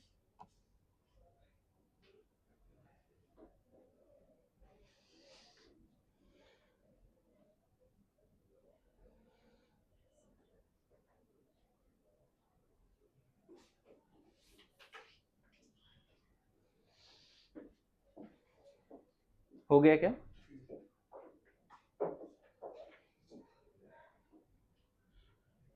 हमारे लिए यूजफुल एनर्जी कोल का एनर्जी है, इलेक्ट्रिकल एनर्जी है? तो डेल्टा जी हम डेल एच को बोलेंगे या इलेक्ट्रिकल एनर्जी को बोलेंगे? सिंपल। ठीक है, तुम्हारी सक्सेस की गारंटी है अगर तुमने अपना डेल्टा जी बढ़ा दिया तो। नहीं, तुम्हारी सक्सेस की गारंटी है अगर तुमने अपना डेल्टा जी बढ़ा दिया। ठीक है, आगे बढ़े। देखिए, एकदम से ध्यान दीजिए, हमने क्या लिखा था बच्चे? डेल एस टोटल क्या लिखा था? Del S system plus del S, यही लिखा था ना? बोलो सब लोग एकदम फोकस, बहुत इंपॉर्टेंट चल रहा है। डेल एस सिस्टम को ऐसे ही रहने देते हैं, इसके जगह पे minus of delta H of system by temperature of surrounding रख सकते हैं कि नहीं? अभी डेल एस सराउंडिंग का फॉर्मूला पढ़ा था हमने, क्या पढ़ा था? Minus del S system by temperature, पढ़ा था ना? बोलो, है? अब मुझे बताओ कि अगर मैं टी से थ्रू आउट मल्टीप्लाई कर दूं, माइनस टी से मल्टीप्लाई करते हैं, चलो माइनस टी से, ठीक है, delta S system into minus T plus del H system by T into minus T. क्या किया? सबको समझ में आ रहा है? हमने जो इक्वेशन ऊपर वाला था उसको माइनस टी से थ्रू आउट मल्टीप्लाई कर दिया। माइनस टी मतलब सराउंडिंग के टेम्परेचर से क्या मिल जाएगा, minus of del S total into T, ये दोनों मल्टीप्लाई करके माइनस हो जाएगा, ये मल्टीप्लाई करके क्या हो जाएगा माइनस डेल्टा एस। अब जहां सिस्टम है ना उसको सिर्फ डेल एस लिख देता हूँ, सिस्टम है तो सिस्टम को नहीं लिखते, सिर्फ डेल एस लिख देते चलेगा। टोटल एज इट इज लिखा, सराउंडिंग लिखते ही है, लेकिन सिस्टम जहां भी है वहां सिर्फ डेल एच लिख देंगे, डेल एस लिख देंगे। ये और ये कैंसिल होगा, प्लस डेल एच, बोलो हो जाएगा। अब देखो यही जो पूरा टर्म है ना इसी को डेल्टा जी बोलते हैं, इस पूरे टर्म को क्या बोलते हैं, delta G. Minus del H total into T और इज इक्वल टू क्या हो गया बच्चे, del H minus del S into T. ये एक बड़ा इंपॉर्टेंट इक्वेशन है। कोई बोले डेल्टा जी क्या है, तो total energy minus entropy into temperature. कैसे डिराइव किया, बिना देखे ऐसे ही डिराइव करना है एक बार। डेल्टा जी इक्वल टू क्या, डेल एच, ये क्या है सिस्टम, ये भी किसका है सिस्टम, ये भी क्या है सिस्टम। लिखिए, मैं समझा देता हूं एक बार और इसको, पहले इसको लिखिए जल्दी से। देखो ये तो फर्स्ट लॉ से आया था, सेकेंड लॉ से नहीं, फिर से एक बार बता दूं, ये सेकेंड लॉ से आया था ना, total randomness system plus surrounding. और सराउंडिंग की जगह पे क्या रख सकते हैं हम लोग, minus del S system by temperature of surrounding, फिर माइनस टी से थ्रू आउट मल्टीप्लाई कर दिया, सॉल्व करके क्या मिला minus del S total into T, और इधर क्या मिला del H minus del S into T मिला। मैं बोल रहा हूँ ये पूरा टर्म ही क्या है, Gibbs free energy. Minus del S total into T is the change in Gibbs free energy of system. ध्यान रखना ये पूरा पार्ट सराउंडिंग टोटल है यूनिवर्स के लिए ही, और उसी को हम क्या बोल रहे हैं बाद में, गिब्स फ्री एनर्जी। तो गिब्स फ्री एनर्जी का एक और नया फॉर्मूला आपके पास आ गया, क्या फॉर्मूला आ गया बताओ, delta G is equal to minus delta S total into T, आ गया। अब बताओ, देखो यहां से एक नया चीज सीखोगे तुम, क्या सीखने वाले हो ध्यान देना। ये बताओ फॉर स्पॉन्टेनियस क्या पढ़े हैं सेकंड लॉ में, ये टर्म क्या होता है, del S total greater than zero होता है ना, ज्यादा नहीं ग्रेटर देन जीरो। ये पॉजिटिव है, टेम्परेचर भी पॉजिटिव है, तो डेल्टा जी सिस्टम का नेगेटिव होता है। आज के बाद एकदम ये नया चीज रट लो, कोई बोले स्पॉन्टेनिटी के लिए डेल्टा जी क्या, डेल्टा जी क्या, सिस्टम का गिब्स फ्री एनर्जी चेंज किया, इसीलिए शुरू में लिखा है that is important criteria for spontaneity in terms of system parameter, in terms of system parameter. कोई अगर बोले सिस्टम के रिस्पेक्ट में कोई ऐसा पैरामीटर बताओ जिससे पता चल जाए प्रोसेस स्पॉन्टेनियस है, नेगेटिव बोल दो। सेकेंड लॉ के हिसाब से कोई ऐसा पैरामीटर बताओ जिससे पता चले कि स्पॉन्टेनियस है। सेकेंड लॉ के हिसाब से पूछे तो क्या बोलोगे, del S total greater than zero. कोई बोले सिस्टम का कोई ऐसा पैरामीटर बताओ जिससे ये पता चल जाए हमें कि डेल्टा प्रोसेस क्या है, स्पॉन्टेनियस है, क्या बोल के आओगे। फिर से अब ये लाइन बोल रहा हूं, अगर ये नहीं बोल पाया स्पॉन्टेनिटी के लिए, मेरा नाम नहीं लेना, मैंने थर्मोडायनामिक्स पढ़ाया है, ये लाइन बोल रहा हूं, आपको यही बोलना है delta G less than zero for spontaneity. अच्छा बताओ इसी में for non spontaneous del S total क्या होता है बच्चे, लेस देन जीरो होता है, तो डेल्टा जी क्या हो जाएगा, क्योंकि यहाँ नेगेटिव और यहाँ नेगेटिव, पॉजिटिव आ गया ना। उसी तरह से at equilibrium del S total क्या होता है बच्चे, बोलो ना यार, तो डेल्टा जी क्या होगा सिस्टम। कोई बोले इक्विलिब्रियम स्टेट पे डेल्टा जी बताइए, क्या लिख के आओगे। देखो ये हमने सेकेंड लॉ से सीखा था, यस नो, जब गिब्स फ्री एनर्जी पढ़ लिया तब ये सीखा। कोई बोले सिस्टम के रिस्पेक्ट में स्पॉन्टेनियस कब, दोनों बातें बोल दो, लेकिन सिस्टम के रिस्पेक्ट में आपको मेनली क्या बोलना चाहिए, फॉर एनी प्रोसेस और reaction to be spontaneous what is the criteria for any process or reaction to be spontaneous? What is the criteria? Delta S delta S less than 0, sorry, delta G less than 0, del S total greater than 0, delta G अभी जो board पे लिखा है ये spontaneity के लिए रट लेना है। ओके, बोलो, कर लेंगे इसको? समझ में आ गया? कोई जल्दबाजी नहीं है, मुझे एक लेक्चर और देना होगा, देंगे। डाउट पूछो ना, अगर लग रहा है कुछ गड़बड़ है तो।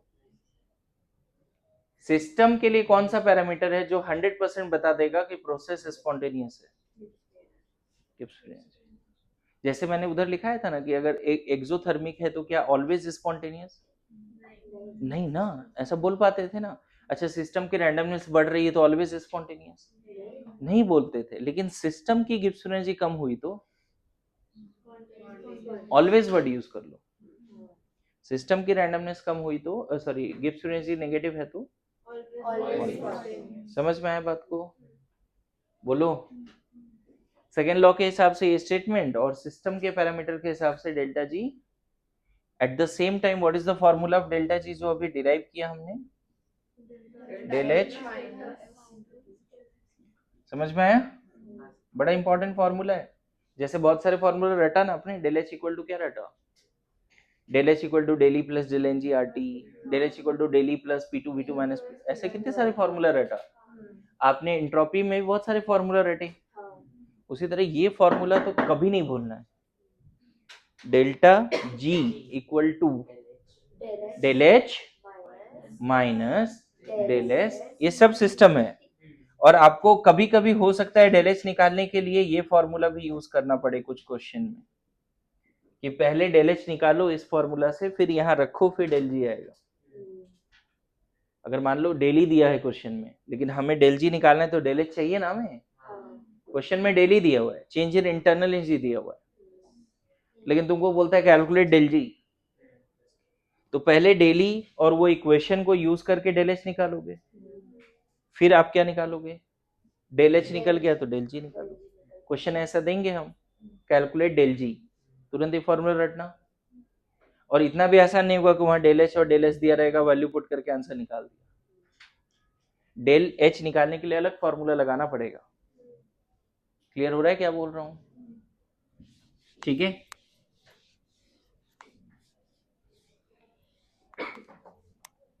देखो एक और चीजें समझाता हूं कि डेल्टा जी जो होता है ना, minus of work non expansion होता है। इसको भी समझाने का कोशिश करता हूं। हाउ हाउ ध्यान रखें इसको। चलो कंसिडर करो कि एक कंटेनर है, यहाँ पिस्टन भी लगा हुआ है, ठीक है? क्या लगा हुआ है? पिस्टन, ठीक है? इसके अंदर ना वाटर का इलेक्ट्रोलिसिस हो रहा है। दो इलेक्ट्रोड है, एक बैटरी है,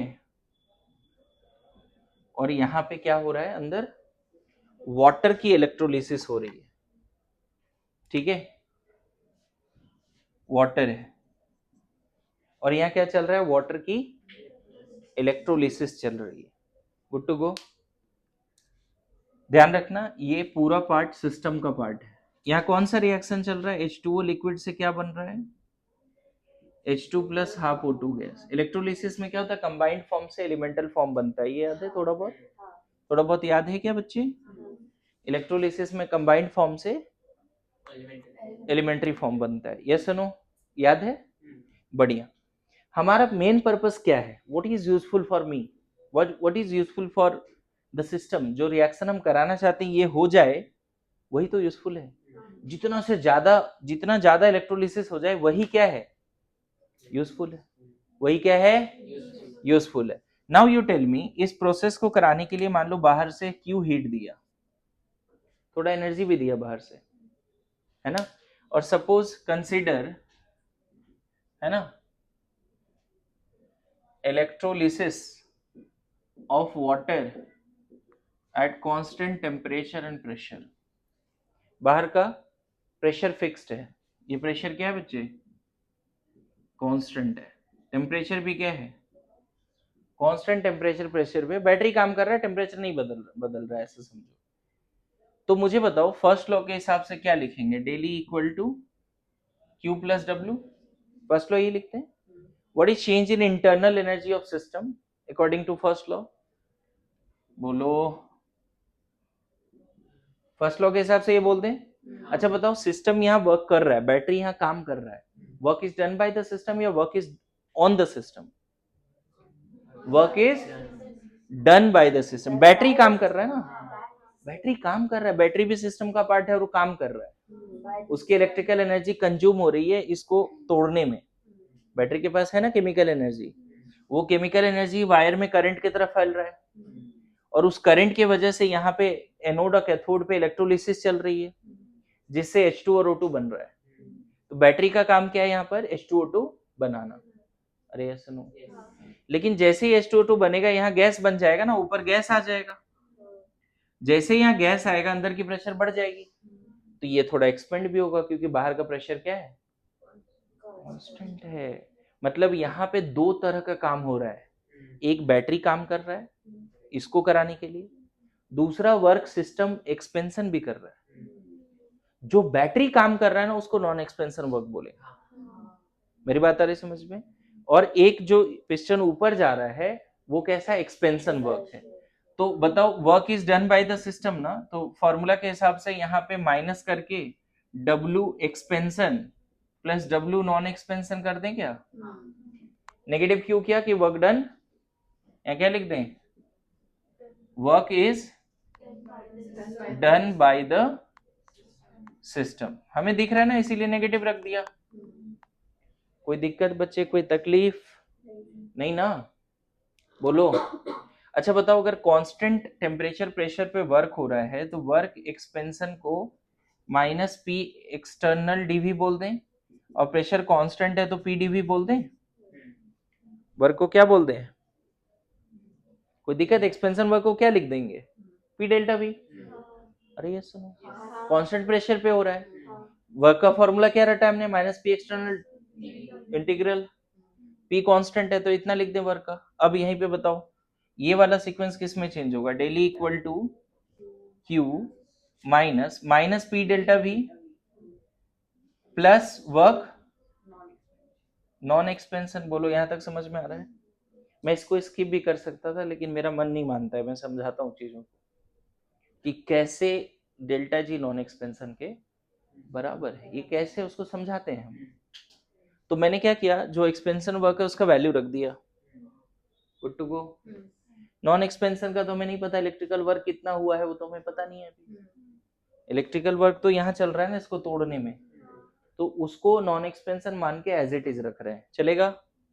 बोलो अब डेल्टा ई क्या लिख दोगे, Q plus P delta V minus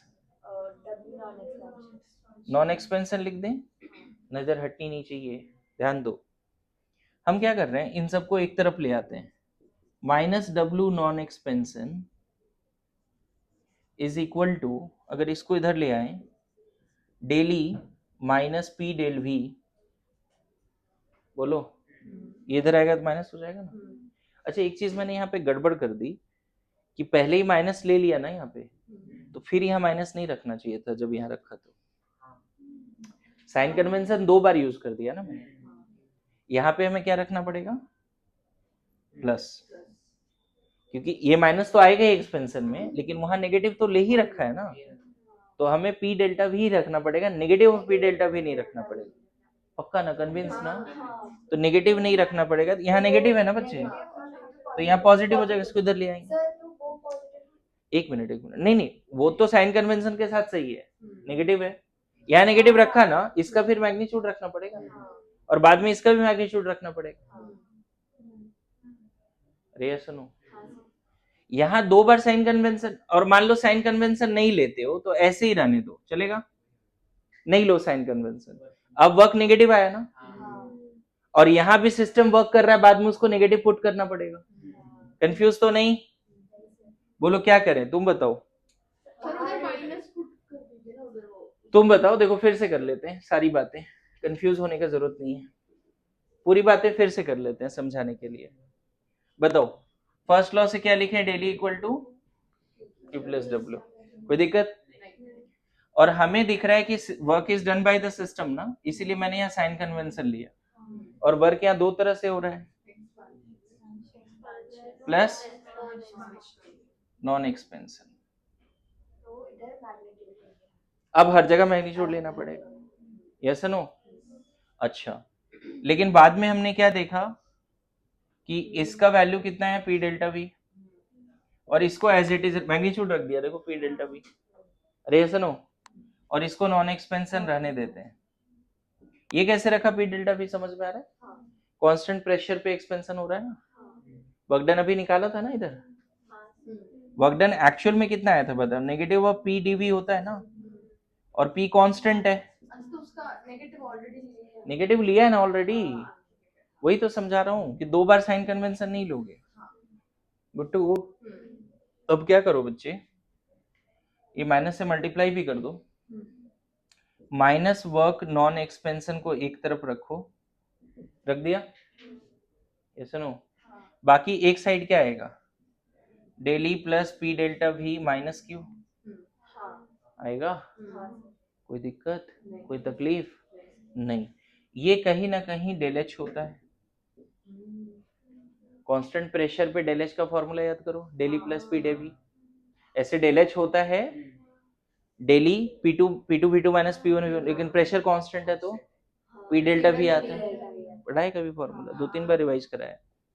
और पता है कांस्टेंट टेम्परेचर पे आप यहाँ पे देखो, ये पता है ना डेल एस इक्वल टू क्या होता है, क्यू बाई टी होता है। अगर कांस्टेंट टेम्परेचर पे हीट दे रहे हैं तो कांस्टेंट टेम्परेचर पे हीट दे रहे हैं तो डेल एस क्या लिख देंगे, integral of D Q reversible by T लिखते हैं, लेकिन यहाँ क्यू बाई टी, तो क्यू की जगह पे क्या रख देंगे, डेल एस इंटू टी, तो रख देते हैं यहाँ पे del S into T.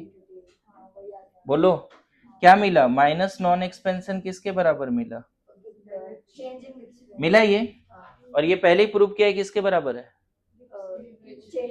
Del जी, ये किसके बराबर है, तो देखो हेंस प्रूव डेल्टा जी किसके बराबर आया, क्योंकि हमारे पास जो यूजफुल था ना इलेक्ट्रोलिसिस ऑफ वाटर में, वो इलेक्ट्रिकल एनर्जी जो इसको तोड़ने में लगा वो यूजफुल था।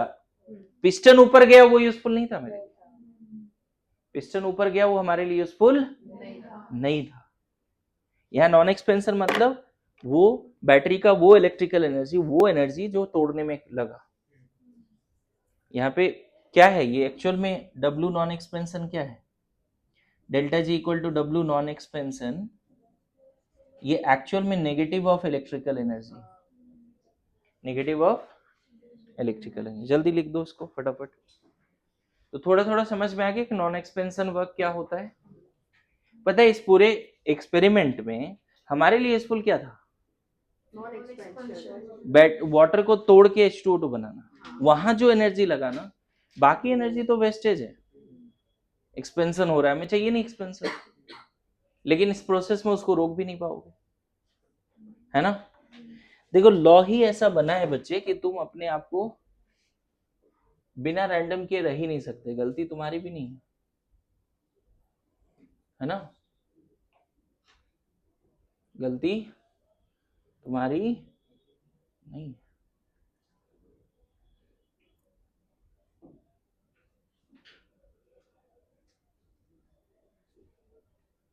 दो तरह से प्रूव कर दिया, delta G equal to del H minus del S into T. एक डेल एस टोटल वाला फॉर्मूला से प्रूव किया, एक फर्स्ट लॉ से भी प्रूव कर दिया। देखो फर्स्ट लॉ से भी ये पॉइंट सामने आ गया,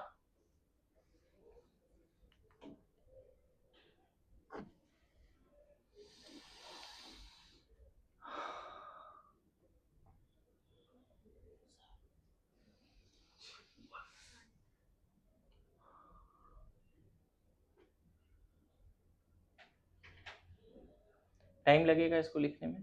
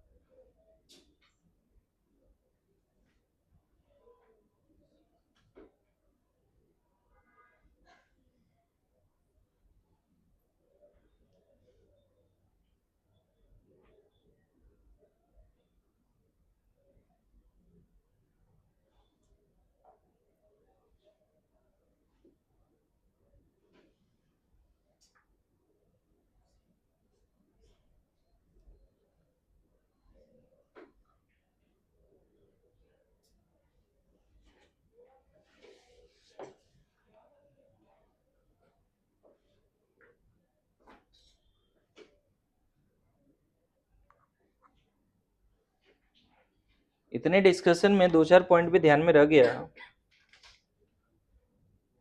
क्वेश्चन यहाँ से बहुत डिफिकल्ट थोड़ी आता है, इजी क्वेश्चन आते हैं। इसमें एक लाइन लिख लेना, the decrease in Gibbs free energy of system is equal to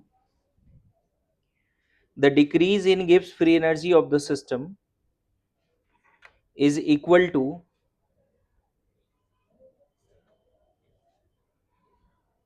non-expansion work or useful work or electrical work. The decrease in Gibbs free energy of system is equal to non-expansion work or useful work or electrical work. Non-expansion work or useful work or electrical work. ठीक है, समझ गए? Non expansion work, useful work और electrical work. आगे बढ़े? क्या सबने लिख लिया जो बोर्ड पे लिखा है? डेरिवेशन नहीं भी कर पाओगे, कम से कम ये लाइन तो याद रहेगा, delta G equal to non expansion negative of non expansion, याद रहेगा। नाउ अभी से 5 मिनट का क्लास में पिन ड्रॉप साइलेंस चाहिए मेरे को, ठीक है? एक भी बात बोला तो 10 मिनट हो जाएगी वो, फिर 15 मिनट भी हो सकती है, एकदम पिन ड्रॉप साइलेंस, ठीक है? देखो नेक्स्ट पॉइंट में, absolute value of Gibbs free energy of system can not be calculated just like internal is, याद है? लिखो फटाफट लिखो, absolute value of Gibbs free energy of system can not be calculated. Absolute value of Gibbs free energy of a system cannot be calculated. Absolute value of Gibbs free energy of the system cannot be calculated, but change in Gibbs free energy during a process or reaction can be calculated. But change in Gibbs free energy during a process or reaction can be calculated. Now see here, यहाँ पे पता नहीं reactive है या non reactive है, reactive और non reactive कुछ भी है, ठीक है? यहाँ सेम प्रोसेस हुआ या रिएक्शन हुआ, लास्ट पैरामीटर में हम लोग पहुंच गए हैं बच्चे, है ना? क्या बोलेंगे? N1 P1 V1 T1 E1 H1 S1 G1, देखो G1 पे भी आ गए, समझ गए? और प्रोसेस के बाद क्या? N2 P2 V2 T2 E2 H2 S2 G2। तो सबके बारे में बताओ, डेल ई क्या लिख देते हैं? E2 माइनस E1, जिसकी बहुत सारा फॉर्मूला है, वो मैं नहीं लिख रहा, तुम लिखोगे। कितने फॉर्मूला है, वेरिएशंस। उसी तरह से डेल H क्या लिख देंगे? H2 माइनस H1, है ना? इसकी भी वेरिएशंस हैं, होमवर्क। उसी तरह से डेल S क्या लिख देंगे? S2 माइनस S1, इसकी भी वेरिएशंस हैं, नहीं है क्या? सिस्टम के लिए तो बहुत सारे फॉर्मूला है। सिमिलरली डेल्टा जी क्या लिख देंगे बच्चे? G2 माइनस G1, इसकी वेरिएशंस अभी पढ़ने वाले हैं, ठीक है? डेल्टा जी की क्या वेरिएशंस है तो हमने देखा, कुछ कुछ तो देखा ही है। पहला डेल्टा जी रिएक्शन के लिए डायरेक्ट ये फॉर्मूला लगा लेना, समझ गए? पता है एक केमिकल रिएक्शन होगा, प्रोडक्ट और रिएक्टेंट की यूजफुल एनर्जी दी होगी पर मोल। जो रिएक्टेंट है ना, मीथेन, O2 CO2 वाटर, सबकी 1 मोल की यूजफुल एनर्जी कैलकुलेटेड है, फॉर्मूला लगा के निकाल लो। ये किसके लिए लगाना है? For reactive system, for reactive, समझ गए? फॉर रिएक्टिव सिस्टम ये लगाना है, नॉन रिएक्टिव के लिए नहीं लगाना है। किसके लिए लगाना है? रिएक्टिव। क्लियर है? बाद में यही किस में चेंज हो जाता है? Minus non expansion, minus useful, minus electrical होता है। नॉट ओनली दिस, यही किस में चेंज होता है? Del H minus del S into यही तो चेंज होता है ना बच्चे, यही सब तो है फॉर्मूला डेल्टा जी का। एग्जैक्ट वैल्यू निकाल नहीं सकते लेकिन चेंज निकाल सकते हो। क्लियर है? और नॉट ओनली दिस, अगर देखोगे तो ये क्या है, अभी जैसे लिखा था फ्रैक्शन ऑफ डेल एच ही है ना, फ्रैक्शन ऑफ डेल एच है। लिखो फटाफट लिखो। डेली का कितना वेरिएशन है, nCv delta T, del E equal to Q plus डब्ल्यू, लिखते ना डेली का कितना वेरिएशन है, first law nCv del T, del E equal to क्या क्यू प्लस डब्ल्यू फर्स्ट लॉ से। उसी तरह डेल एच का कितना सारा वेरिएशन है, डेल एस का कितना सारा वेरिएशन है। सिमिलरली डेल जी का 2-4 वेरिएशन है, अभी याद करेंगे। बोलो यस नो।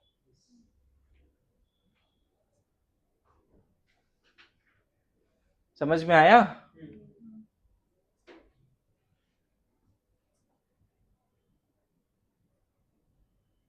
मुबारक हो तुमको ये जन्मदिन तुम्हारी, सदा खुश रहो ये दुआ है हमारी। हो गया?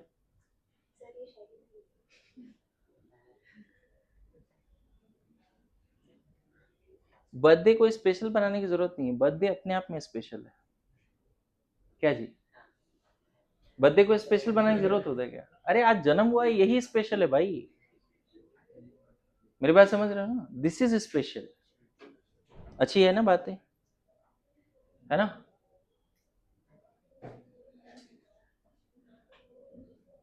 वो एक डायरेक्ट सुना है ना ऐसा कि ये जो हम तैयारी कर रहे हैं ना, ये अपने आप में एक जीत है। ये जो हम तैयारी कर रहे हैं ना, ये अपने आप में एक विक्ट्री है। समझ गए? क्लियर है? ये जीत की तैयारी है लेकिन अपने आप में एक जीत है ना? Journey is more important than destination, सुना है ना? तो इस तैयारी को इस तरह से जियो ना कि लगे विक्ट्री है। सुना जी? लिख लिया क्या यहां तक? लास्ट लाइन है ना, ठीक है ना? लास्ट लाइन, थर्ड लेक्चर है ठीक है ना? लास्ट लाइन, बस last line. Life changing lines is now there and life changing equation is there. See delta G क्या होता है बच्चे? Del H minus del S into T होता है। Now see here, this is useful energy, this is total energy. क्या? Total energy, and actually this term is useless energy. समझ में आ रहा है? This term is useless energy, useless energy. फिर से देख, ये पढ़ा ना formula, del H equal to del S into del G equal to del H minus del S into T है। डेल्टा जी यूजफुल है, बार बार बोल रहा हूं, ये टोटल है। और अभी जो del S into T, entropy of system into temperature, ये यूजलेस एनर्जी है। मेरी बात आ रही समझ में? नाउ इसको लाइफ से कैसे कनेक्ट कर सकते हैं, ध्यान देना। सभी के पास डेल्टा एच सेम है, सब इंसान है ना जी, कोई डिसेबल भी नहीं है, सब अच्छा है। अरे यस नो, सब अच्छा है, सब इंसान है, तो एनर्जी सबके पास क्या है? सेम है। लेकिन सबके पास रैंडमनेस अलग अलग है, डिस्ट्रैक्शंस अलग अलग है। मेरी बात आ रही समझ में? तो भाई साहब इसको कम करोगे तो यूजफुल एनर्जी बढ़ जाएगी, सिलेक्शन की गारंटी है। लाइफ लेसन कैसे समझ में आया? तुम जितना ज्यादा रैंडम, तुम्हारी यूजफुल एनर्जी उतनी ही कम हो गई। अब ये समझ लेना कि सब इंसान है, सबका एनर्जी सेम, सबकी कैपेबिलिटी सेम मान लेते हैं इस जर्नी में, 2 साल की जर्नी में, लेकिन सबका रैंडमनेस तो सेम नहीं। समझ गए? If you want to increase your useful energy, you have to decrease your randomness. Clear है? लाइफ लेसन कैसे समझ में आया? Thank you so much. Thank you so much.